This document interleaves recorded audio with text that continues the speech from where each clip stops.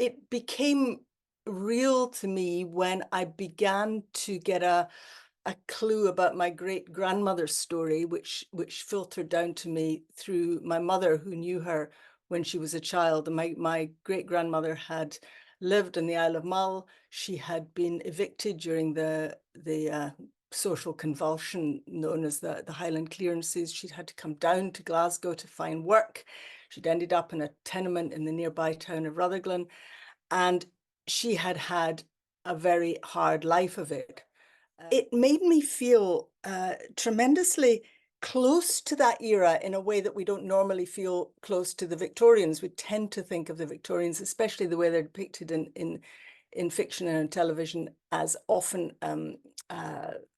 the higher social class, the middle classes. It's very difficult to get inside the working classes, the peasant class, as actually those who were evicted in the Highland Clearances were. So I was both fascinated by that and challenged by the idea of trying to make a couple, from that background live for us today as human beings with all sorts of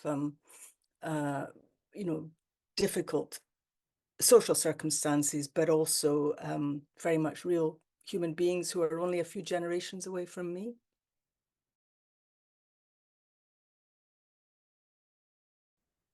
I knew very broadly the story of the Highland Clearances. I knew them as a period in the 18th and through to the middle of the 19th century in the Highlands, and actually we now know in the lowlands of Scotland to a degree as well, where landowners wanted to improve, as they would see it, their land, wanted other uses for it, were not getting the amount of money they needed in from the tenantry, and so decided to get rid of them. In some cases, it was to get rid of them overseas. In other cases, to put them to work as fisher folk in other parts of the country.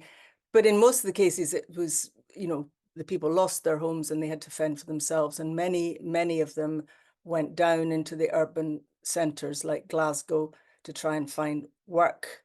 And in going to these places like Glasgow, they found absolutely appalling social conditions. I began to read up, and I found in my reading the story of Strathcarron, the clearances, Strathcarron north of Inverness, near the town of Tain, if people know that, which was cleared actually in bits, but partly in the 1840s and mainly in the 1850s, the community of Greenyards. And I stumbled on a pamphlet, and this pamphlet was called The Massacre of the Rosses.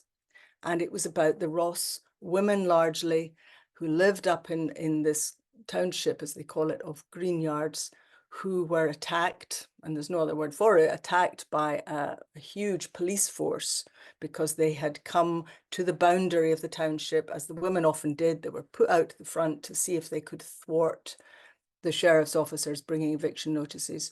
And the women did it there and were set upon by the police, and there were horrendous injuries, women mainly battered about the head and the upper body and left for dead. When I imagined her as a child, learning Latin, glorying in words, beginning to realize that she had a talent for putting them together and composing, a little big for her boots because she knew she was smart. That child who then goes into the world with hopes and dreams and aspirations and finds that actually she is being sent to Glasgow with her face beaten in and her head with a bash in it that was going to begin to have an effect on her, as we know these today bashes in the head do. What would that character develop into? She probably wouldn't be easy. She would have regrets. She would be feisty probably and determined to make the most defiantly of the life that she was given. How would she then react if somebody came along and said, I want to be with you now. I want to help you. I want to see what a partnership with me as her lodger does, the difference that might make to your life, and that music might make to your life, and bringing back some of the early compositions and the beautiful tunes that she had imagined before. If you bring that back to somebody who's already got her mind fraying because of early damage, what would that do? And so, you know, all that is just coming in the making. I don't think there was a single moment that I thought, haha, that's what she's like. In Music in the Dark, I am certainly a historical fiction writer, and what I love about that craft is the combination of journalism of the past, I suppose you would call it, you know, the digging, the delving, the finding the nugget of a story, the color from the past that you can legitimately put into your story.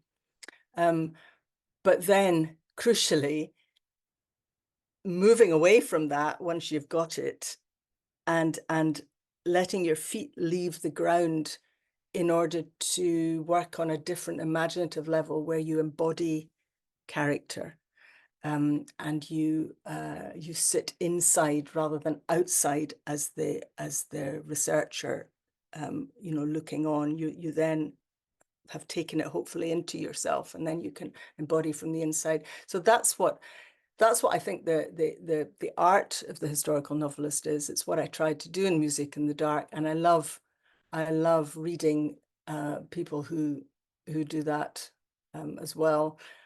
Partly because I love getting to the end of a story and thinking not just that I have escaped to somewhere else, but I've learned something. I always do an author's note at the end of my historical novels so that people know what I've taken that is true and what I've played with. But to come away from, you know, let's take The Queen, to come away from Hilary Mantel's Wolf Hall trilogy and think, goodness, how much I understand better about, you know, Henry VIII's reign and all the stuff that we find out about Thomas Cromwell and that. I mean, and yet at the same time, you've had just this precious, delicious reading experience that has taken you away from yourself and from all our quotidian preoccupations for a little while. That's reading at its finest.